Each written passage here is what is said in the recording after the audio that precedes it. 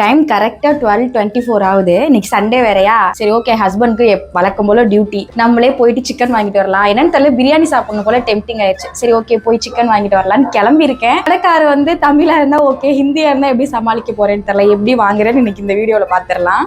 பாய் சொல்லிடு. பாய். Plane kiss கொடுத்துரு. எங்க போறோம் நம்ம? சிக்கன் வாங்க போறோமா? வாங்க. இதுல என்ன காமெடினா, சிக்கன் கடை எங்க இருக்குன்னே தெரியாம வாங்குறதுக்கு ரெண்டு பேரும் கிளம்பிட்டோம். இங்க இருக்கவங்க கிட்ட கேட்டதுக்கு அந்த மேடு ஏறணும்னு இருக்குன்னு சொன்னாங்கன்னா, அங்க போயிட்டு இந்த ஐயா கிட்ட தான் கேட்டோம். சிக்கன் கடை எங்க இருக்கு?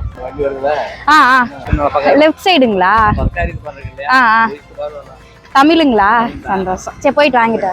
கஷ்டப்பட்டு சிக்கன் கடையை கண்டுபிடிச்சு போனா அங்க சிக்கன் காலின்னு சொல்லிட்டாங்க. அதுக்கப்புறமா ஒரு ஆட்டோக்காரனாட்ட பேசி இங்க பஜாருக்கு வந்து அங்க சிக்கன் வாங்கிட்டு, ஆனா ஐஸ் சிக்கன் தான் கிடைச்சது. ரிட்டர்ன் வீட்டுக்கு வந்துட்டோம். நல்ல வேலையா அந்த நாக்கு நான் பேசின தமிழ் புரியுது, அதனால எப்படியோ சமாளிச்சுட்டேன். இவ்வளவு கஷ்டப்பட்டு சிக்கன் வாங்கிட்டு பிரியாணி தான் எப்படி வரப்போகுதுன்னு தெரியல. நாளைக்கு வீடியோல என்னாச்சுன்னு ஷேர் பண்றேன். பாய்.